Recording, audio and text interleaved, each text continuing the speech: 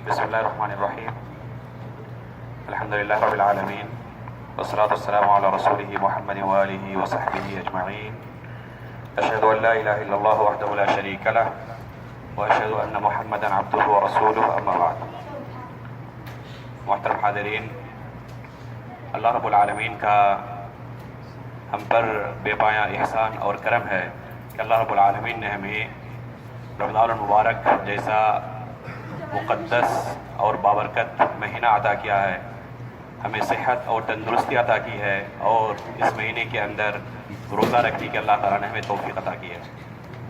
اتنے ایسے ہمارے بھائی ہیں جو یہ مہینہ نہیں پا سکے، اس مہینے سے پہلے ہی ان کی وفات ہو گئی، یا پھر یہ مہینہ پانے کے باوجود صحت اور تندرستی کی نعمت سے وہ مالا مال نہیں ہیں، بیمار ہیں، اس وجہ سے روزہ نہیں رکھ پا رہے ہیں۔ تو اللہ رب العزت کا ہمارے اوپر بہت بڑا احسان ہے، بہت بڑا کرم ہے کہ اللہ تعالیٰ نے ہمیں یہ مہینہ عطا کیا اور ہمیں اس مہینے کے اندر روزہ رکھنے کی بھی توفیق عطا کی۔ یہ مہینہ دوسرے تمام مہینوں کا سردار ہے۔ جس طرح اللہ رب العالمین نے تمام لوگوں کو ایک ساتھ نہیں کیا ہے، انبیاء اکرام کا مقام و مرتبہ تمام لوگوں سے بلند ہے، اسی طرح تمام جگہیں دنیا میں ایک ساتھ نہیں ہیں۔ مکہ اور مدینہ کی جو فضیلت ہے وہ دوسری جگہوں کی نہیں ہے، اسی طرح دنوں کے اندر جمعے کے دن کو جو فضیلت ہے وہ دوسرے دنوں کو نہیں ہے، اسی طرح تمام مہینوں کے اندر رمضان المبارک کا مہینہ اس کی جو فضیلت ہے وہ دوسرے مہینوں کو حاصل نہیں ہے۔ اس مہینے کے اندر اللہ رب العالمین نے قرآن کریم کو نازل کیا۔ یہی فضیلت اگر صرف ہم شمار کریں تو تمام چیزوں پر یہ فوقیت رکھتی ہے۔ قرآن کریم اللہ رب العالمین کی طرف سے ایک نظام ہے، ایک دستور ہے، ہم کیسے اپنی زندگی گزاریں اللہ رب العالمین نے اس کے اندر ہمیں بیان کیا ہے۔ یہی فضیلت اس کی منقبت کو ظاہر کرنے کے لیے کافی ہے۔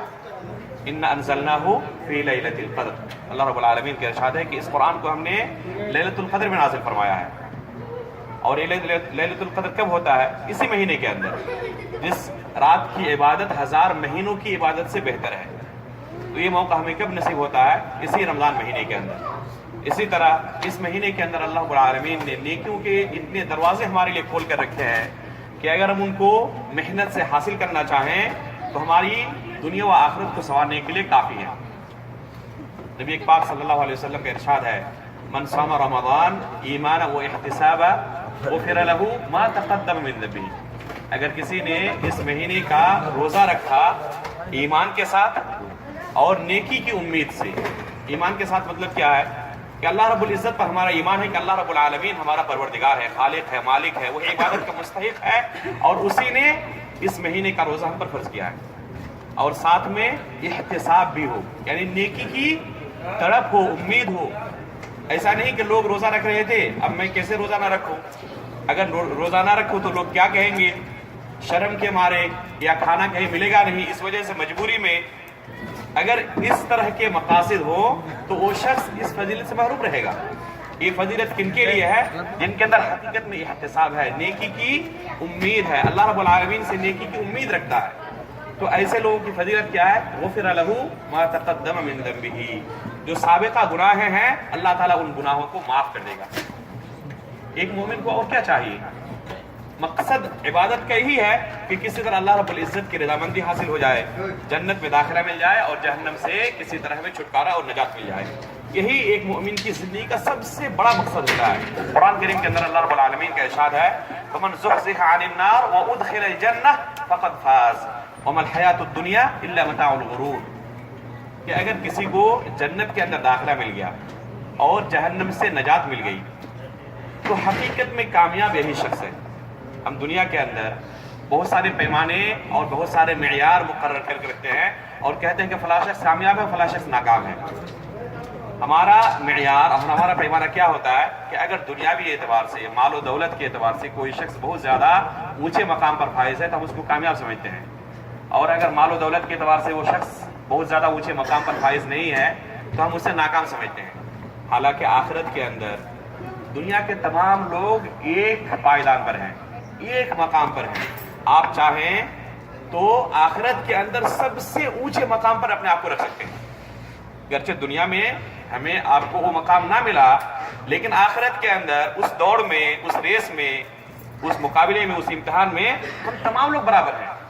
آپ چاہیں تو دنیا کے اندر گرچہ سب سے ادنا شخص ہو، آخرت کے اندر سب سے اونچے مقام پر فائز ہو سکتے ہیں۔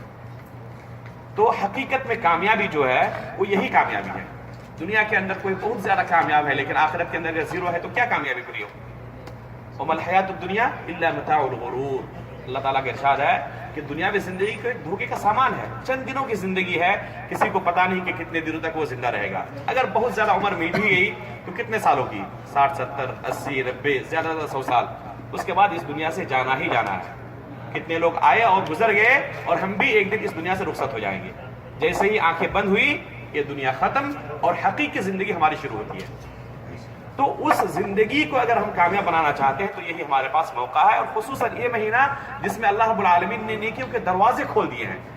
تراویح کی نماز ہے جس کی فضیلت آپ صلی اللہ علیہ وسلم فرماتے ہیں من قام رمضان ایمانا و احتسابا غفر له ما تقدم من ذنبه۔ اگر کسی نے رمضان مہینے کا قیام کیا، تراویح کی نماز کا اہتمام کیا، تو اس کے سابقہ گناہوں کو معاف کر دیا جاتا ہے، اگر وہ ایمان اور احتساب یعنی نیکی کی نیت سے یہ عمل کرتا ہے۔ اسی طرح قرآن مجید کی تلاوت بہت ہی فضیلت کا کام ہے۔ اسی طرح اس مہینے کے اندر عمرے کا ثواب ایک حج کے برابر ہے۔ اس لیے کوئی شخص ایسا نہیں ہونا چاہیے کہ مہینہ اس سے گزر جائے اور وہ ایک دن نکال کر عمرہ نہ کر سکے۔ اس سے بڑی محرومی اور کیا ہوگی کہ پورا مہینہ اس کے سامنے سے گزر گیا اور ایک دن نکال کر وہ عمرہ تک نہیں کر سکا۔ حدیث کے اندر اس مہینے کے اندر عمرہ کرنے کی فضیلت کے بارے میں بیان آتا ہے، آپ صلی اللہ علیہ وسلم کا ارشاد ہے گویا کہ اس نے ایک حج کیا ہے، اور بعض روایت کے اندر ملتا ہے کہ گویا کہ اس نے میرے ساتھ حج کیا ہے۔ اس لیے جن بھائیوں نے ابھی تک عمرہ نہیں کیا ہے وہ ضرور بھی ضرور ایک دن نکال کر اس مہینے کے اندر عمرے کا بھی اہتمام کریں۔ انشاءاللہ اگلے کسی درس میں عمرے کا پورا طریقہ میں انشاءاللہ بیان کروں گا۔ اسی طرح نیکیوں کے اور دوسرے دروازوں میں سے صدقات و خیرات ہے۔ اس مہینے کے اندر روزے کی فرضیت کا ایک اہم مقصد کیا ہے؟ تقوی و پرہیزگاری ہے۔ اس مہینے کے اندر ایک انسان تقریباً 14-15 گھنٹے تک بھوک و پیاس کی شدت کو محسوس کرتا ہے۔ اسے احساس ہوتا ہے کہ دوسرے دنوں کے اندر بھی بہت سارے ایسے ہمارے بھائی ہوں گے جو ہمیشہ ان کی زندگی اسی طرح گزرتی ہے، کھانے پینے کے اس کے پاس سامان نہیں ہوتے، اور اس سے زیادہ وہ پریشان رہتے ہیں جو ہم چند گھنٹوں کے اندر اس مہینے کے اندر محسوس کرتے ہیں۔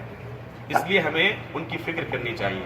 انسان جب خود مصیبت میں مبتلا ہوتا ہے تو اسے حقیقت میں مصیبت کا اندازہ ہوتا ہے، اور جو ہمیشہ نعمتوں میں رہتا ہے اسے مصیبت کا اندازہ نہیں ہوتا۔ اللہ رب العزت کی نعمتوں کا حقیقی احساس بندے کو اس وقت ہوتا ہے جب اس سے وہ نعمت چھن جاتی ہے۔ نعمتوں کے اندر رہتے ہوئے حقیقت میں احساس بندہ نہیں کر پاتا۔ آپ فرض کریں کہ آپ کی بلڈنگ کے اندر اگر 2-3 دنوں کے لیے پانی نہ آئے بلدیہ کی طرف سے، تو اس وقت پانی کا احساس ہوتا ہے کہ پانی کتنی قیمتی چیز ہے، اور اس وقت ہم اگر دوسری جگہوں سے پانی ڈھو کر لاتے ہیں تو ایک ایک قطرہ حساب کر کے خرچ کرتے ہیں، کیونکہ اگر پانی یہ ختم ہو گیا تو پھر دوسری مرتبہ لانا پڑے گا دوسری جگہ سے۔ لیکن جب ہمارے پاس روزانہ پانی ایسے ہی مسلسل آتے رہتا ہے تو ہمیں احساس نہیں ہوتا کتنا پانی ہم برباد کر دیتے ہیں۔ تو اسی طرح نعمتوں کا احساس بندے کو حقیقت میں اس وقت ہوتا ہے جب اس سے وہ نعمت چھن جائے۔ تو ابھی اللہ رب العالمین نے جو ہمیں ایک ٹرننگ کورس دیا ہے، تقریباً 14-15 گھنٹے تک ہم بھوک و پیاس کی شدت کو محسوس کرتے ہیں، تو اب غور کریں کہ ہمارے کتنے بھائی ایسے ہوں گے جو ہمیشہ اسی طرح کی زندگی گزارتے ہیں، بلکہ کبھی کبھی انہیں کئی دنوں تک کھانا نہیں ملتا۔ آپ دنیا کا پورا ریسرچ کریں، کتنے ایسے لوگ بھوکوں مرتے ہوں گے جن کے پاس کھانا نصیب نہیں ہوتا، اس کے پاس میٹھا پانی نصیب نہیں ہوتا۔ تو ہمیں خیال کرنا چاہیے اپنے ان بھائیوں کا۔ اللہ رب العالمین نے اگر ہمیں کچھ مال و دولت کی نعمت سے نوازا ہے تو ہم اپنے اس مال سے ان بھائیوں کے لیے بھی کچھ نکالیں۔ کم از کم جو مال اللہ رب العالمین نے آپ پر فرض کیا ہے، بہت سارے ایسے لوگ ہوتے ہیں جن کے اوپر زکوٰۃ فرض ہے، اس کے باوجود وہ ادا نہیں کرنا چاہتے، حالانکہ یہ بہت ہی معمولی مقدار ہوتی ہے، صرف 2.5%، یعنی 100 روپے میں سے 100 ریال میں سے آپ کو صرف 2.5 ریال نکالنا ہے۔ یہ معمولی مقدار ہے، اس سے کہیں زیادہ ہم روزانہ خرچ کر دیتے ہیں فالتو چیزوں میں، خواہشات نفس کی پیروی میں۔ لیکن جو مال اللہ رب العالمین نے ہم پر واجب کیا ہے، یعنی اس پر ہمیں باز پرس ہوگی، قیامت کے دن ہمیں اس کا جواب دینا پڑے گا، اور اس مال کے بارے میں فکر نہیں کرتے اور معمولی پیسہ ہم ادا نہیں کرنا چاہتے۔ اس لیے اگر آپ صاحب استطاعت ہیں تو آج سے یہ عزم کر لیں کہ ہر سال انشاءاللہ ایک مہینے کے اندر، جیسے رمضان کا مہینہ اور بہتر ہے، ہم یہ کر لیں کہ انشاءاللہ ہم زکوٰۃ ادا کریں گے. اللہ تعالیٰ سے دعا ہے کہ اللہ تعالیٰ اس مہینے کے اندر جو نیکیوں کے دروازے ہیں اسے ہمیں سمیٹنے کی توفیق عطا فرمائے. ہمارے صیام و قیام کو اللہ تعالیٰ قبول فرمائے. آمین. وصلی اللہ علیہ نبینا محمد. السلام علیکم ورحمۃ اللہ وبرکاتہ.